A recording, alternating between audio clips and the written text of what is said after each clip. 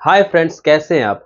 आज हम लोग बात करेंगे ट्रैवल इंडस्ट्री के कंपनी के बारे में, यानी कि जो कंपनी ट्रैवल इंडस्ट्री से आती है उस कंपनी के बारे में बात करेंगे।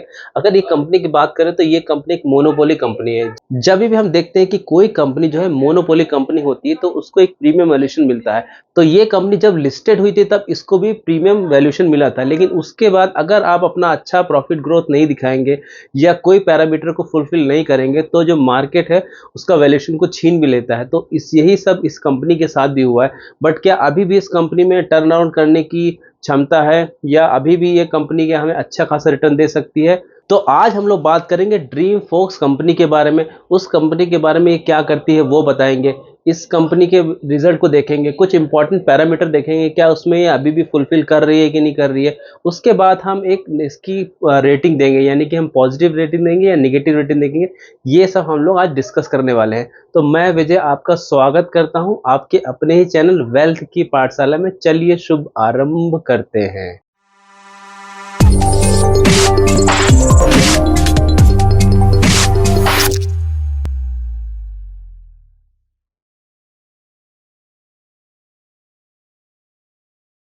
अगर हम लोग ड्रीम फ्रॉक्स कंपनी की बात करते हैं तो सिंपल इसको समझ सकते हैं कि एक इंटरमीडियरी होता है जो लाउंज ऑपरेटर्स होते हैं उसके बीच का, और जो कार्ड इशूअर होते हैं, यानी कि जो डेबिट या क्रेडिट कार्ड इशूअर कंपनी है, जैसे कि एचडीएफसी बैंक हो गया, आईसीआईसीआई बैंक हो गया, एसबीआई कार्ड हो गया। तो ये सब कंपनी और लाउंज ऑपरेटर के बीच की एक कड़ी होती है, और ये इनके क्लाइंट्स को, यानी कि जो कार्ड होल्डर्स होते हैं या कार्ड इशूअर जो कंपनी के क्लाइंट्स होते हैं, जैसे कि हम या आप हो गए, उनको ये बहुत ही कम प्राइस पे, या बोल सकते हैं काइंड ऑफ फ्री में, ये लाउंज सर्विसेज प्रोवाइड करती है। यानी कि अगर आप कभी भी एयरपोर्ट पे जाएंगे, वहां पे जो लाउंज होते हैं जिसकी कीमत अराउंड 1000 से 2000 रुपीज हो सकती है, वो आपके कार्ड की बदौलत, यानी ड्रीम फोक सर्विसेज की बदौलत, वो 1 रुपी से लेके 25 रुपीज में वहां पे आप लाउंज सर्विसेज ले सकते हैं। इसके अलावा इस कंपनी में प्रोडक्ट पोर्टफोलियो भी बहुत ज्यादा बड़ा है। इसके अलावा कंपनी बहुत से अलग भी काम करती है, यानी कि मीट एंड असिस्ट करती है, यानी कि आप वहां पे जाके अपना सामान दे सकते हैं और डेस्टिनेशन पे आपको सामान ये वापस कर देगी एयरपोर्ट्स में। तो ये कंपनी सिर्फ इंडिया में ही ऑपरेट नहीं करती, बल्कि ये वर्ल्ड लेवल पे भी ऑपरेट करती है। और इसके अलावा इन्होंने रिसेंटली अगर देखा जाए तो रशिया के एक बड़े लाउंज से भी इन्होंने टाई अप किया है। तो यानी कि अपनी ग्लोबल रीच भी ये कंपनी कर रही है। इसके अलावा कंपनी ने ई सिम कंपनी से भी टाई अप किया हुआ है, यानी कि अब अगर आप बाहर फॉरेन कंट्री में जाते हैं तो सिम प्रोवाइड करने की भी सर्विसेज प्रोवाइड कर रही है अभी। इसके अलावा जो कंपनी गोल्ड सर्विसेज प्रोवाइड करती है, स्पा एंड वेलनेस के सर्विसेज प्रोवाइड करती है, यानी कि इस कंपनी ने बोला जाए तो सर्विसेज के मामले में अपना पोर्टफोलियो को बहुत बड़ा कर दिया है। तो हमने देखा कि कंपनी की सर्विसेज तो बहुत ज़्यादा बढ़ गई है। चलिए कंपनी को कुछ पैरामीटर्स देख लेते हैं, क्या ये उनमें फुलफिल कर पाती है कि नहीं कर पाती, पास होती है या फेल होती है। चलिए हम लोग देख लेते हैं।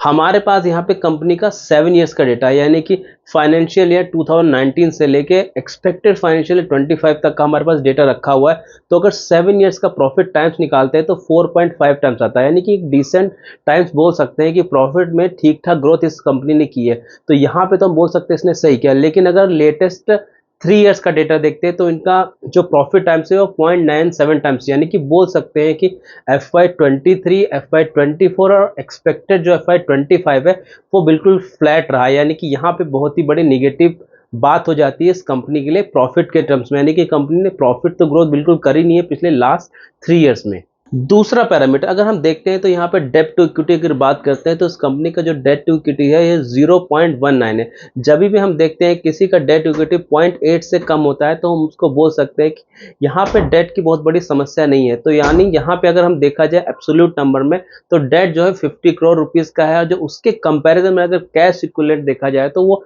53 करोड़ का, यानी कि यहाँ पे पॉजिटिव हो जाता है। डेट इस कंपनी के लिए बहुत बड़ी प्रॉब्लम नहीं है, क्योंकि यहाँ पे एक रीजन ये भी है कि ये कंपनी कोई कैपेक्स वगैरह नहीं करती कि फैक्ट्री लगानी है, प्लांट्स लगाना है, मशीनरी खरीदनी है। बहुत ज्यादा एसेट लाइट बिजनेस है, यानी कि ये इस कंपनी की एक यूनिकनेस हो जाती है। Third point ROE, return equity, ये बहुत इंपॉर्टेंट मैटर होता है, बहुत ही इंपॉर्टेंट फैक्टर होता है। अगर इस कंपनी के आरओई की बात करते हैं तो लास्ट 5 इयर्स की बात करें तो 40% का आरओई है। लास्ट अगर 3 ईयर्स की बात करें तो 37% का आरओई, अगर लास्ट ईयर की भी बात करें तो 35% का आरओई है। यानी हम बोल सकते हैं इस कंपनी ने अच्छा खासा आरओई जनरेट करके दिया है, जो कि एक बहुत पॉजिटिव बात हो जाती है इस कंपनी के लिए। फोर्थ पॉइंट, अगर इस कंपनी की हम लोग कैश फ्लो की बात करते हैं, कैश फ्लो भी बहुत इंपॉर्टेंट होता है। कुछ कंपनीज ऐसी होती है कि वो प्रॉफिट तो जनरेट करती चली जाती है बुक्स के हिसाब से, प्रॉफिट जनरेट करना तो इंपॉर्टेंट होता है, लेकिन साथ साथ में आके आप अगर अपनी सर्विसेज या प्रोडक्ट बेच रहे हो उसका हमें पैसा मिल भी रहा है कि नहीं मिल रहा है। अगर बहुत लेट मिल रहा है तो वो एक चिंताजनक बात हो जाती है कंपनी के लिए। तो यहाँ पे अगर हम देखते हैं तो ये कंपनी का जो कैश फ्लो पॉजिटिव रहा है एवरी ईयर एक्सेप्ट फाइनेंशियल 22, और इस साल भी देखा जाए तो इसका जो कैश फ्लो है वो पॉजिटिव है, यानी कि कैश फ्लो के मामले में हम इसको फुल मार्क दे सकते हैं। तो यहाँ पे हमने कंपनी के इंपॉर्टेंट पैरामीटर देखे। इसमें सबसे बड़ी प्रॉब्लम कंपनी की ये है कि कंपनी के जो प्रॉफिट ग्रोथ है उसमें एकदम फ्लैट आई है, यानी कि प्रॉफिट ग्रोथ कुछ कर नहीं पा रहे पिछले लास्ट 3 ईयर से। इसीलिए कंपनी का अगर हम शेयर प्राइस भी जाके देखें तो उसमें हमको देखने को मिलेगा कि कंपनी क्योंकि प्रॉफिट ग्रोथ नहीं कर पा रही, तो जो कंपनी हाई पी पे चल रही थी आफ्टर लिस्टिंग, और लिस्टिंग के बाद उसने अच्छा खासा रिटर्न भी दिया था, अब नीचे आके खड़ा हुआ है ये शेयर। बट अगर बात करें बाकी फंडामेंटल्स की, डेट टू इक्विटी की बात करते हैं या आरओई की बात करते हैं या कैश फ्लो की बात करते हैं, ये सब इस कंपनी में अच्छा है। अभी भी एक असेट लाइट बिजनेस है, तो ये भी एक पॉजिटिव बात हो जाती है। तो चलिए अब कंपनी के रिजल्ट को देख लेते हैं। हम सिर्फ दिसंबर 24 के रिजल्ट को नहीं देखेंगे, हम मार्च 24 के रिजल्ट को भी देखेंगे, जून 24 के रिजल्ट को भी देखेंगे, सितंबर 24 के रिजल्ट को भी देखेंगे ब्रीफ में। उसके बाद हम लोग डिसाइड करेंगे कि इस कंपनी को हम पॉजिटिव रेटिंग देते हैं या निगेटिव रेटिंग देते हैं। अगर मार्च 24 के रिजल्ट को देखते हैं तो हम लोग सेल्स में कंपनी ने 238 करोड़ से बढ़ के 281 करोड़ हो चुकी है मार्च 24 में, जो कि 18% का अच्छा खासा ग्रोथ है। यानी कि कंपनी ने सेल्स में वाई ऑन वाई अच्छा किया है। और लेकिन अगर प्रॉफिट देखा है तो 25 करोड़ से घट के 18 करोड़ हो गया है, जो कि -28% की ग्रोथ है। यानी हम बोल सकते हैं कि कंपनी ने सेल्स में तो अच्छा किया है, लेकिन उसके ऑपरेटिंग मार्जिन या बोल सकते हैं प्रॉफिट पे काफ़ी प्रेशर आया है, जो कि एक निगेटिव बात हो जाती है कंपनी के लिए। अब अगर हम जून 24 के रिजल्ट को देखते हैं तो सिमिलरली यहाँ पे भी सेल्स में कंपनी ने काफ़ी अच्छा किया है। 260 करोड़ से बढ़ के 321 करोड़ सेल्स हो चुकी है, जो कि 21% का अच्छा खासा ग्रोथ दिखाया है। अब अगर हम प्रॉफिट की बात करते हैं तो जून 24 में प्रॉफिट में भी ग्रोथ दिखाई है, 13 करोड़ से बढ़ के 17 करोड़ का हो चुका है, जो कि 31% की अच्छी खासी ग्रोथ है। यानी हम बोल सकते हैं जून 24 में कंपनी ने वाई के केस में दोनों, चाहे सेल्स हो या प्रॉफिट में, अच्छा करके दिखाया है। अब अगर सितंबर 24 की बात करते हैं तो यहाँ पे भी 12% की ग्रोथ दिखाई है सेल्स में, लेकिन 11% की डिग्रोथ दिखाई है प्रॉफिट में। यानी कि अगेन सेल्स तो कंपनी ने सही किया, लेकिन प्रॉफिट जो कि इसका सबसे इंपॉर्टेंट पॉइंट होता है, वहाँ पे इस कंपनी ने ग्रोथ नहीं दिखाई है। अब अगर दिसंबर 24 यानी लेटेस्ट रिजल्ट को अगर देखते हैं तो जो सेल्स की बात करते हैं 305 करोड़ से बढ़ के 340 करोड़ सेल्स हो चुकी है। अगेन इस कंपनी ने इस बार भी सेल्स में तो ठीक ठाक किया, यानी 11% की ग्रोथ दिखाई है। अगर क्वार्टर ऑन क्वार्टर की बात करें तो 317 करोड़ से बढ़ के 340 करोड़ की सेल्स हो चुकी है, जो कि क्वार्टर ऑन क्वार्टर 7% की अच्छी ग्रोथ दिखाई है इस कंपनी ने।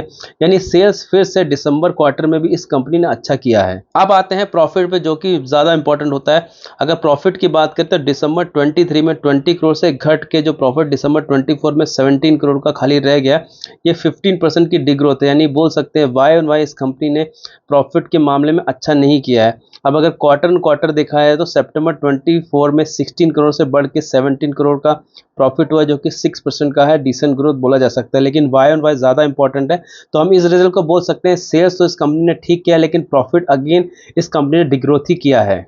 तो यहाँ पे हमने कंपनी के 4 क्वार्टर के रिजल्ट देखे। मोस्टली हमने देखा कि कंपनी की सेल्स तो बढ़ती जा रही है, लेकिन प्रॉफिट में कंपनी इतना अच्छा प्रदर्शन नहीं कर पा रही है। इसी के चलते FY23, FY24 और जो एक्सपेक्टेड FY25 है, उसमें कंपनी का जो प्रॉफिट है अप्रॉक्सीमेटली फ्लैट ही रहा है। इवन बोल सकते हैं कि FY25 को अगर हम FY23 से कंपेयर करें तो ज़्यादातर चांसेस है कि FY25 में जो प्रॉफिट आएगा वो FY23 से भी कम आएगा।